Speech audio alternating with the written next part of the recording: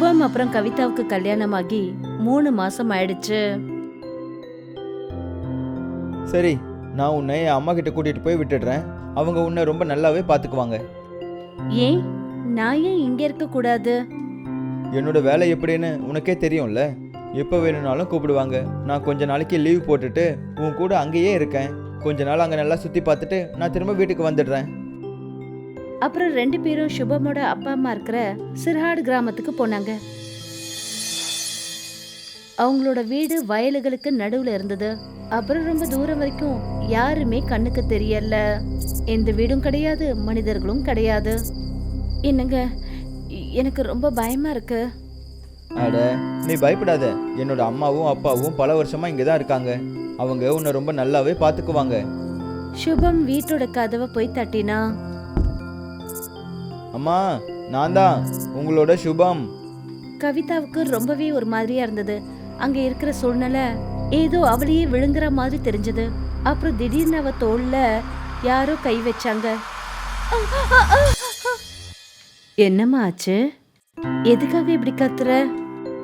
கவிதா, இவங்க என்னோட அம்மா. நீ எதுக்காக இவங்கள பார்த்து இப்படி கத்துற? என்ன மன்னிச்சிருங்க, நான் பயந்துட்டேன். பரவாயில்ல, இருக்கட்டும். வாமா, வாங்க உள்ள போலாம். சுபமோட அப்பா நாளைக்கு காலையிலக்குள்ள வந்துருவாரு. சுபமோட அம்மா அவங்க 2 பேரையும் உள்ள கூட்டிட்டு போனாங்க. மறுநாள் காலையில விடிஞ்சது. சுபமும் கவிதாவும் வெளியில போறதுக்கு ரெடி ஆனாங்க. கண்ணா, இன்னும் கொஞ்ச நாள் இருந்தா நல்லா இருக்கும்லப்பா. அம்மா, நாங்க வெளியே சுத்தி பார்த்துட்டு நைட்டு வந்துடுறோம். அவங்க 2 பேரும் வெளியில போகும்போது சுபம்க்கு ஹாஸ்பிட்டல்ல இருந்து கால் வந்தது.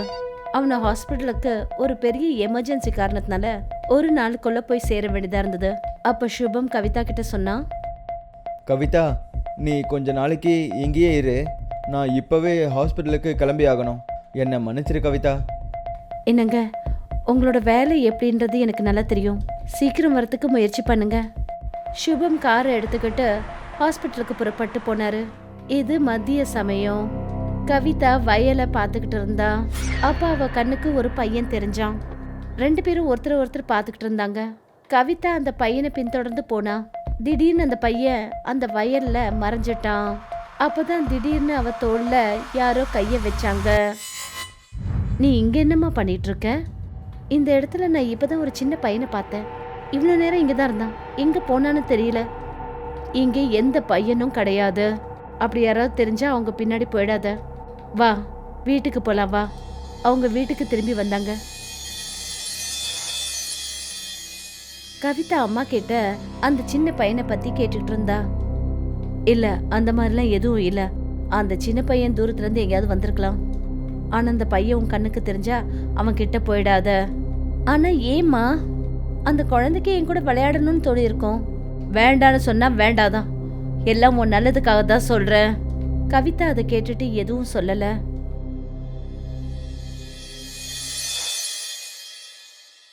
மறுநாள் மத்தியானம் மறுபடியும் கவிதா அந்த சின்ன பையனை பார்த்தா. ஏய் குட்டி பையா, நீ எங்க இருந்து வர? உன்னோட பேர் என்ன? அந்த பையன் எதுவுமே சொல்லல. அவன் வயல்ல ஓட ஆரம்பிச்சிட்டான். அப்புறம் கவிதா அவனை பின்தொடர்ந்து போனா. எங்க போற நீ? நில்லு! ஏய் குட்டி பையா, நில்லு! அந்த குட்டி பையன் ஒரு இடத்துல போய் நின்னான். அவனோட சேர்ந்து ஒரு லேடியும் திடீர்னு வயல்ல இருந்து வெளியே வந்தா. பாதி எரிஞ்சு போன முகத்தோட கத்திக்கிட்டு வந்தா. என்ன காப்பாத்து, என்ன காப்பாத்து கவிதா, இல்லைன்னா நான் எல்லாரையும் கொன்னுடுவேன். கவிதா, கவிதா!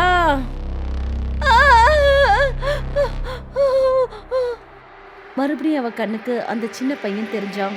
ஆனா இந்த தடவை ராட்சச குழந்தை போல. அவன் கையில ஒரு புத்தகமும் இருந்தது. அந்த புத்தகத்தை கவிதாவை நோக்கி வீசினான். அப்புறம் அங்கிருந்து ஓடி போயிட்டான். என் செல்லமே, என் செல்லமே, உன் தூக்கம் எங்கே? எங்கே நீ இருப்பாய்? வந்துவிடு இங்கே. என் மகனின் கண்களுக்கு ஓய்வை கொடுத்து விடு. வந்துவிடு, தூக்கமே என்னிடம் வந்துவிடு.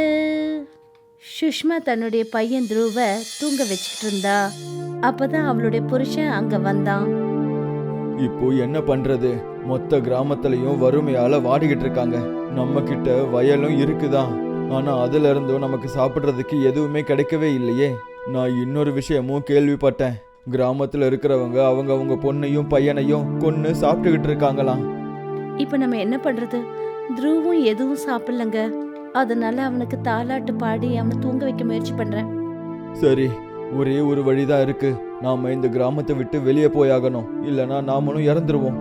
அந்த சமயம்தான் சுபமோட அப்பா அம்மா சுபம கூட்டிட்டு வந்தாங்க. சுஷ்மா, சுஷ்மா, சாப்பிட்றதுக்கு ஏதாவது இருந்தா கொடு. என் பையன் பசியோட இருக்கான். நாங்க ரொம்ப நாளா எதுவும் சாப்பிடாம இருக்கோம். இல்லம்மா, எங்க கிட்ட கூட சாப்பிட்றதுக்கு எதுவும் இல்லை. அதனால நாங்க இந்த கிராமத்தை விட்டுட்டு வேற எங்கேயாவது போலான்னு புறப்பட்டுட்டோம். ஒரு வேலை பண்ணு சுஷ்மா, உன்னுடைய குழந்தைய கொடுத்துரு. நீங்க சொல்றதுக்கு அர்த்தம் என்னம்மா? அதுக்குள்ள சுபமோட அப்பா ஒரு பெரிய வாளை எடுத்து துருவோட அப்பா தலைய வெட்டினாரு. துருவ் அங்க நின்னுட்டு எல்லாத்தையும் பார்த்துக்கிட்டு இருந்தான். அவங்க 2 பேரும் அவனோட அப்பா அம்மாவை எப்படி சாப்பிட்றாங்கன்னு பார்த்தான். இப்ப இந்த பையனை என்ன பண்றது? அம்மா, எனக்கு அப்புறமாவும் பசிக்கும்ல. அப்ப சரி, அடுத்த வாரத்துக்காக இவனை விட்டு வைக்கலாம். இந்த வீடும் ரொம்பவே அழகா இருக்கு. இன்னையிலிருந்து இந்த வீடும் வயல்களும் எல்லாம் நமக்கு தான். கவிதா இந்த புத்தகத்தை படிச்சு முடிச்ச உடனே அவளுக்கு பயங்கர அதிர்ச்சி ஆயிடுச்சு. அவ கண்ணுக்கு மறுபடியும் அந்த குழந்தையும் அவனோட அம்மாவும் தெரிஞ்சது. என்ன ஆச்சுமா? எதுக்கு கத்திக்கிட்டு இருக்க? அப்பா, இப்பதான் இந்த இடத்துல ஒரு குழந்தையும் அவனுடைய அம்மாவையும் பார்த்தேன். ஆனா இங்க யாருமே அப்படி இல்லையாம்மா. உனக்கு ஏதாவது பிரம்மையா இருந்திருக்கும். கவனமா கேளுமா. ராத்திரி நேரத்துல வீட்டை விட்டு வெளியே கால் எடுத்து வைக்காத. என்ன நடந்தாலும் சரி. கவிதா முழுமையா பயந்து போய் இருந்தா. அவளோட வாயிலிருந்து எந்த ஒரு வார்த்தையும் வரல. இப்ப அவளுக்கு தான் புருஷனை பத்தியும் அவனுடைய அம்மா அப்பாவை பத்தியான உண்மை தெரிஞ்சு போச்சு. இது ராத்திரி சமயம். எல்லாரும் நல்ல தூக்கத்துல இருந்தாங்க. வீட்டுக்கு வெளியில இருந்து சுபம் அழற சத்தம் கேட்டுச்சு. கவிதா, காப்பாத்து, எனக்கு உதவி பண்ணு, வெளியே வா கவிதா. இவங்க 2 பேரும் சேர்ந்து என்ன கொல்ல போறாங்க, காப்பாத்து. சுபமோட குரலை கேட்டுட்டு கவிதா வெளியில போக ஆரம்பிச்சா. வேண்டாம் கவிதா, வெளியே போகாத. இந்த குரல் உனக்கான சதிதான். சுபம் இப்போ வெளியே இல்ல. இது அந்த பேய் சுஷ்மா அப்புறம் அவளோட குழந்தையோட சத்தம். ஒருவேளை நாம இப்போ வெளியே போனா நாம இறந்து போயிடுவோம். நான் இங்க இருந்து எப்படியாவது போய் ஆகணும். சரிம்மா, நீ இங்க இருந்து போயிடு.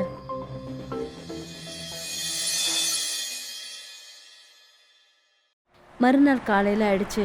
சுபம் வீட்டுக்கு திரும்பி வந்தான். ஹாய் கவிதா, எப்பவும் நான் உன்னையே தான் நினச்சிக்கிட்டு இருந்தேன். சுபம், என்ன இங்கேருந்து கூட்டிட்டு போயிடுங்க.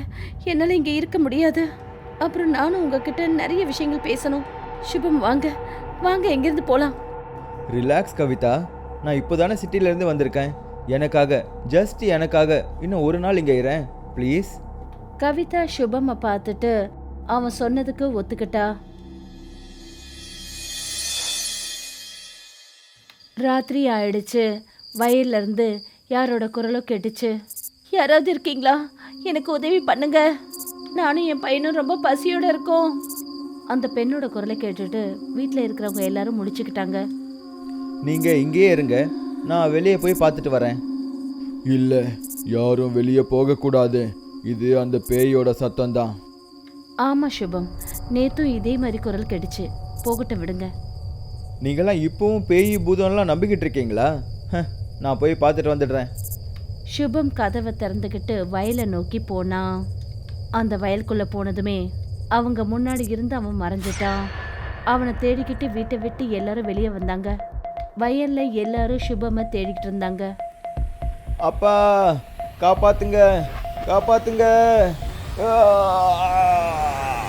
வயலுக்குள்ள அவங்க போன உடனே பயங்கரமான ஒரு மின்னல் வந்துச்சு.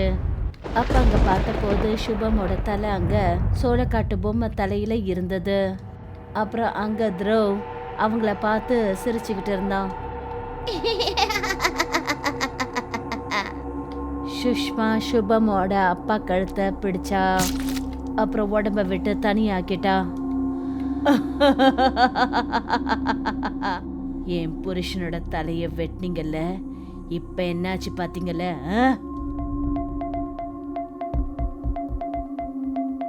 சுபமோட அம்மா அப்புறம் கவிதா 2 பேரும் வயல்ல ஒரு இடத்துல நின்னுட்டு இருந்தாங்க. திடீர்னு த்ருவ் சுபம் அம்மாவோட தோல்ல கையை கொண்டு வந்து வச்சான். கண்ணா, தயவு செஞ்சு என்ன மன்னிச்சிடுப்பா. நாங்க உங்க குடும்பத்துக்கு செஞ்ச அநியாயத்துக்கு தயவு செஞ்சு என்ன மன்னிச்சிடு. மன்னிக்கணுமா? எப்படி மன்னிக்கிறது? கண்டிப்பா மாட்டேன். என் குடும்பத்தையே அழிச்சிட்டீங்களே. உங்க சுயநலத்துக்காக என் குடும்பத்தை அழிச்சிங்க. உங்க பசியை தீர்த்துக்கிறதுக்கு நீங்க ராட்சசர்களா மாறினீங்க. நாங்களும் பசியோட இருந்தோம். ஆனா நாங்க இந்த ராட்சச எண்ணத்தோட யோசிச்சதே கிடையாது. சுஷ்மா சுபமோட அம்மா தலையில கைய வச்சா. அப்புறம் பயங்கரமா அழுத்தினா. என்ன கொன்னுடாத, என்னை எதுவும் பண்ணிடாத. உன்னோட வலி என்னங்கிறது எனக்கு நல்லா புரியுது. அது தெரிஞ்சுதானே நீ எனக்கு அந்த புத்தகத்தை காட்டின. ப்ளீஸ் என்ன போக விடு. நான் எதுக்காக உன்னை கொல்ல போறேன் கவிதா? நீ எனக்கு என்ன துரோகம் செஞ்ச? இதுல ஓ தவறு என்ன இருக்கு? என் மேலேயும் தவறு இல்லை, என் புருஷன் மேலேயும் தவறு இல்லை, என் குழந்தையும் எந்த தவறும் செய்யல. மனுஷன் தன்னோட அடையாளத்தையே மறந்துடுறான். அப்புறம் மறந்துடுறான் உண்மையான வாழ்க்கை தனக்காக வாழ்றது மட்டும் இல்ல, மற்றவங்களுக்காகவும் வாழணுங்கிறத மறந்துடுறான். நாங்க பசியில இருக்கும்போது எங்க வயல்ல விளைஞ்சத கூட கிராமத்துல இருக்கிறவங்க எல்லாருக்கும் பகிர்ந்து கொடுத்தோம். எவனும் ராட்சசனா மாறிடக்கூடாதுன்னு. ஆனா ராட்சசன் எங்க வீட்டு கதவையே தட்டிட்டான். எங்களால எதுவுமே செய்ய முடியாம போயிடுச்சு. அதனாலதான் ராட்சசனா நாங்க பார்த்தோம். எனக்கு என்ன தேவைப்பட்டுச்சோ அது கிடைச்சிருச்சு கவிதா. இப்ப நாங்க நிம்மதியா போலாம். எங்களுக்காக யாரோ ஒருத்தர் ரொம்ப நேரமா காத்துக்கிட்டு இருக்காரு. விடியல்ல வந்த சூரியனோட சுஷ்மா அப்புறம் த்ருவ் அவங்களோட இலக்கை நோக்கி போயிட்டாங்க. அங்கதான் த்ருவோட அப்பா அவங்களுக்காக காத்துக்கிட்டு இருந்தாரு.